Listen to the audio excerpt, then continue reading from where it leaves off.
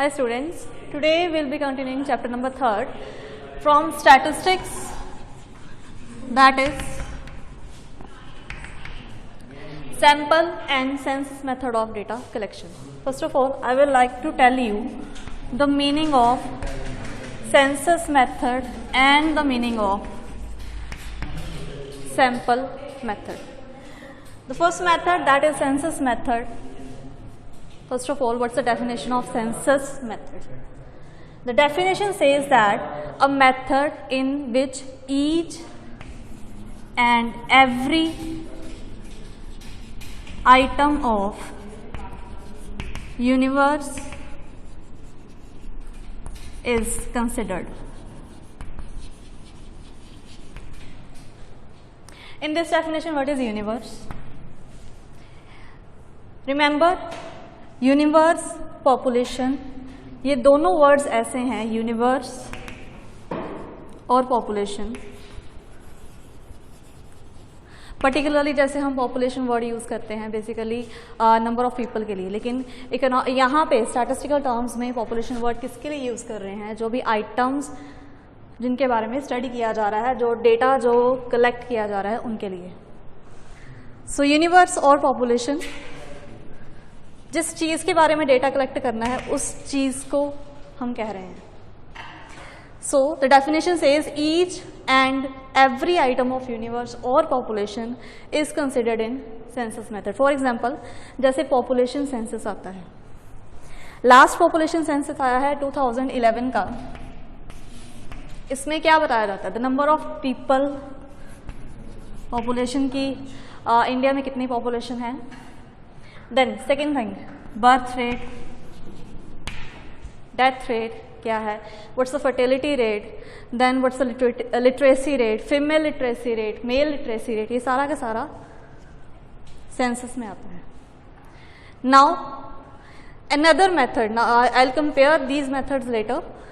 First of all, we'll go with the definition of sample method. Another method of collection of data is sample. What's the meaning of this method? Some items are selected from population.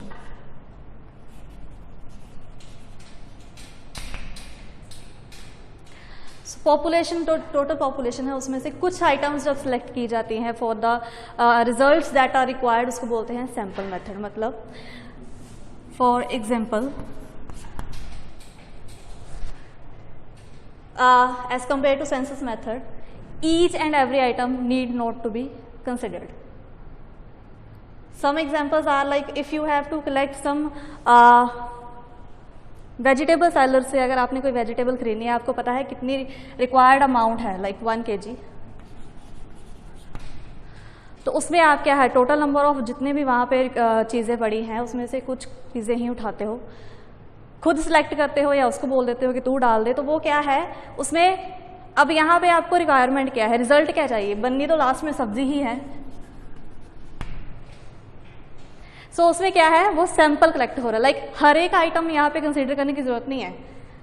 घर में 4 member है तो 4 member की requirement के accordingly ही आप वहां पे select करोगे. That is sample method. In short, sample method वहां पे यूज किया जाता है जहां पे वाइड एरिया ना हो. रिलायबल तब होता है जब वाइड एरिया ऑफ इन्वेस्टिगेशन ना हो और आपको बहुत ज्यादा एक्यूरेट रिजल्ट नहीं चाहिए, बहुत ज्यादा एक्यूरेसी नहीं चाहिए. मतलब number of 100 number of people में से अगर आप 50 नंबर ऑफ पीपल से कोई डेटा कलेक्ट कर रहे हो, उसके बेसिस पे अगर रिजल्ट निकाल रहे हो, तो आपको ये नहीं चाहिए कि वो 100 के 100 लोगों का के कैरेक्टरिस्टिक्स उसमें प्रेजेंट हो. That is sample method. मतलब जहां पे आपने एक एक आइटम को कंसिडर करना है, उसकी जगह पे we are considering only a few items to get the result. That's the basic difference between the definitions of census method and sample method. Comparing these two methods, we'll I will tell you the advantages and disadvantages of sample and census method. First of all, census method में let us see, because each and every item of the universe is considered, so accuracy is more.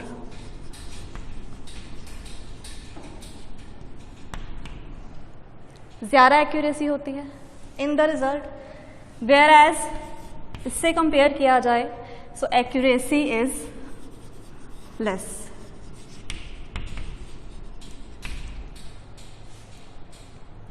Second thing is more costly. Now for the data collection, you are considering every item in your area of research. That will be more expensive, and when you are considering only few items, it will be less costly or less expensive. Another thing is time.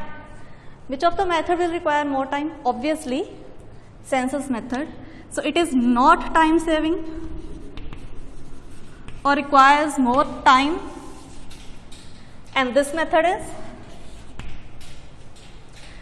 time saving or requires less time.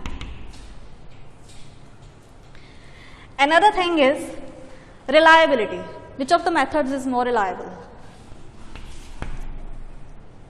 Reliability depends upon the area upon which we are working. If we are working on a very wide area, then this method is reliable.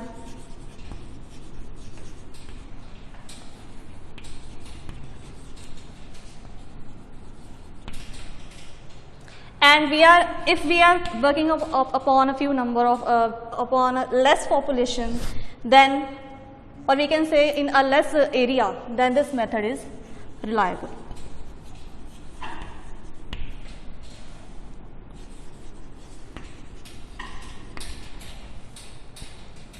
Another thing, characteristics of the population. More characteristics are involved.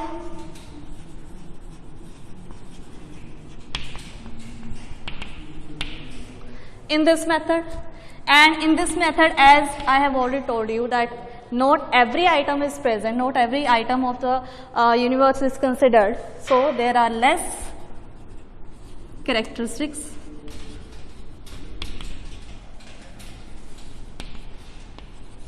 of population. This conveys a basic difference between census method and sample method.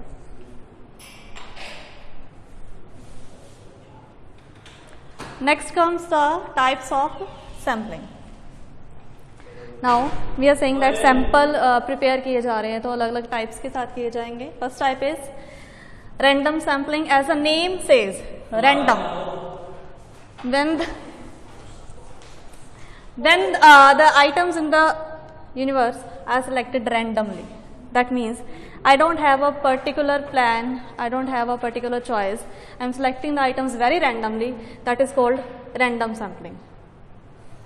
Considering, for example, let us say in a classroom I have to ask some students कि आपको किस subject का कितना syllabus cover हुआ है, तो मैं randomly किसी भी बच्चे से अगर वो चीज़ पूछ रही हूँ, I am collecting that data from very random people. That is random sampling. यहाँ पे I am not, you have to keep in mind that it is not biased. What's the meaning of biased? वो चीज जो मैं अपने हिसाब से mould कर सकती हूँ. Biasness. So this is free from biasness. That is random sampling, and it's an easy method of sampling. One thing we have to keep in mind that sampling methods require a perfect team that knows the characteristics of sampling. Second thing is purposive sampling, जो हमारे purpose के हिसाब से की जाए. कोई हमारा target है, कोई हमारा एम है जिसको अचीव करने के लिए ये सैम्पलिंग की जा रही है. That is purposive sampling. Now purposive sampling is like I have to collect the data of female literacy rate, तो मैं ऑब्वियसली फीमेल कैंडिडेट से ही वो डेटा कलेक्ट करूँगी, दैट इज़ पर्पसिव। मेरे पर्पस के हिसाब से वो सैम्पलिंग, वो जो सैम्पल कलेक्ट किया जा रहा है, that is according to my purpose, that is purposive sampling. Another type of sampling is stratified sampling, when we divide the population in stratas or we can say parts. जब population को small parts में या stratas में divide किया जाता है, उसको stratified sampling कहते हैं। For example, एक classroom में अगर प्रीवियसली बच्चे कहीं से पढ़ के आए हैं, आई शुड नो कितने बच्चों ने मैथमेटिक्स रखा था, कितने बच्चों ने संस्कृत रखी थी, so as to know the average score of my class. तो क्या है, उसको पहले मैं स्ट्रेटास में डिवाइड करूंगी, पार्ट्स में डिवाइड करूंगी, number of students in my class. Similarly जब इस तरह की सैम्पलिंग, जब हम पर्टिकुलर काइंड ऑफ, जैसे किसी कास्ट के रिलेटेड कोई डेटा कलेक्ट कर रहे हैं, किसी रिलीजन के रिलेटेड, किसी जेंडर बायसनेस पे बेस्ड है, मतलब फीमेल डेटा है या मेल के रिलेटेड डेटा है, तो ये स्ट्रैटिफाइड सैम्पलिंग जो है that is considered. Next thing is convenience sampling. As a name suggest, अपनी कन्वीनियंस के हिसाब से। अगर मुझे लगता है कि मैं स्कूल में जाके एक टीचर के नाम को ना पूछूं, रादर देन उनके प्रोस्पेक्टस से ही नाम उठा लूँ, दैट इज कन्वीनियंस सैम्पलिंग। मैं अपनी कन्वीनियंस के हिसाब से उसको बहुत ही ज़्यादा सिंप्लीफाई करके सैम्पलिंग कर सकती हूँ। मुझे नंबर ऑफ टीचर्स चाहिए कि इकोनॉमिक्स के यहाँ पे कितने लेक्चरार्स हैं, यहाँ पे अकाउंटेंसी के कितने लेक्चरार्स हैं, तो मैं वो प्रोस्पेक्टस देख के ही कंसिडर कर लूँ। Next is quota sampling. Quota sampling होती है जिसमें हम कुछ लिमिट रख लेते हैं about the number of population that we are considering. हमें एक सैंपल तैयार करना है, हम क्या करते हैं, वो सैंपल मिनिमम 100 पीपल में से कलेक्ट कर रहे हैं, या किसी पर्टिकुलर एरिया में से, जैसे पंजाब से कलेक्ट कर रहे हैं according to the research, that is quota sampling. And the last thing is systematic sampling. Systematic sampling क्या है, एक सिस्टम के हिसाब से। अब सिस्टम क्या, लाइक एक विलेज में मुझे रिसर्च करनी है और वहाँ पे नंबर ऑफ हाउसेज अगर 50 हैं, तो मैं सैंपल कैसे बना रही हूँ, मैं कंसिडर कर रही हूँ 5th house, 10th house, 15th house, 20th and like these, that is systematic sampling. इसमें भी कोई खास बायसनेस नहीं होती। अब बायसनेस किस मेथड में ज़्यादा हो सकती है, दैट इज पर्पसेस सैम्पलिंग, जो मेरे अपने पर्पस के हिसाब से है उसमें ज़्यादा हो सकती है। And less biasness will be in random sampling and systematic sampling. So these are the types of sampling you have to study.